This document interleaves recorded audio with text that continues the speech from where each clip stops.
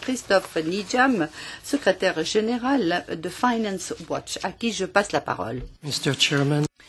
Monsieur le Président, Monsieur Batz, chers députés, Mesdames et Messieurs, merci d'inviter Finance Watch à partager avec vous un certain nombre d'avis de la société civile vu du point de vue des intérêts publics et notamment en ce qui concerne les défis auxquels est confrontée l'Union européenne. 6 points.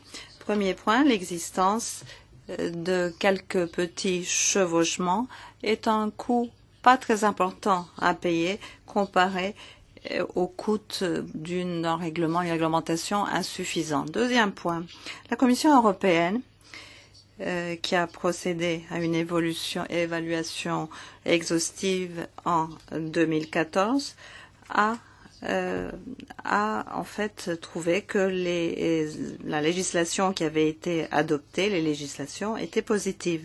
Cet exercice en fait de revue ne doit pas en fait réduire la réglementation. Cet exercice est une chance à saisir pour évaluer les incohérences, les manquements, les écarts en matière de réglementation financière pour atteindre les objectifs importants. Puisqu'en fait, la réglementation suite à la crise microprudentielle n'était pas de type macroprudentiel.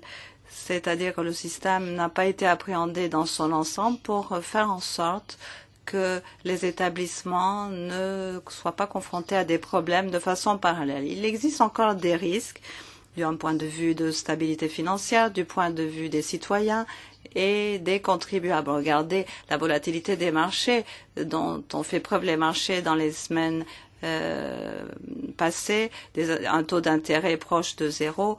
Nous sommes en fait nous ne savons pas si les taux d'intérêt vont s'accroître. Jusqu'ici, nous avons réglementé, nous sommes intervenus à chaud. De façon plus générale, la réglementation devrait s'appuyer sur des principes et sur quelque chose de plus sûr. Nous n'avons probablement pas fait suffisamment pour sauvegarder les intérêts des consommateurs. Et il y a eu effectivement des incohérences, des différences concernant la défense, la sauvegarde des consommateurs, des différences du point de vue de la transparence, des écarts ou des différences en ce qui concerne les sanctions. Nous avons besoin d'une plus grande coordination lorsqu'il s'agit de réglementer.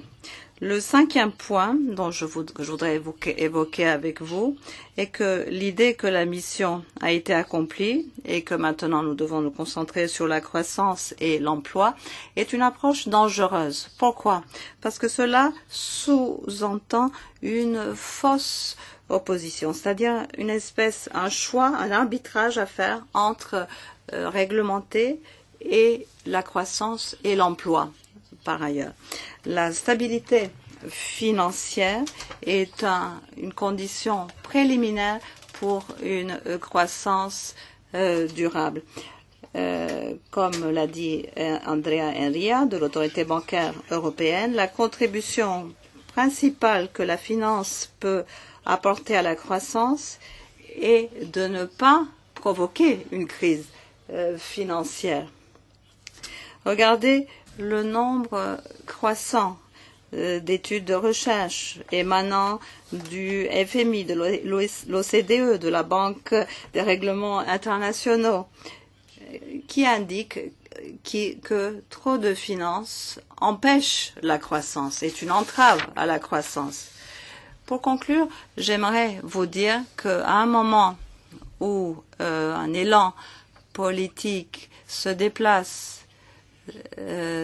sur le fait qu'il faut réglementer les activités financières parallèles, mais nous devons promouvoir en fait via l'union des marchés de capitaux, il faut réglementer ce qu'on appelle le shadow banking, les activités financières parallèles pour assurer une stabilité financière, réduire les risques du point de vue des contribuables et des consommateurs. Il s'agit là des conditions préliminaires qui permettront de rétablir la confiance des consommateurs. Confiance qui est à la base, qui est le fondement de la consommation et également à la base de la croissance. Car la consommation représente 2/3 du produit intérieur brut. Merci.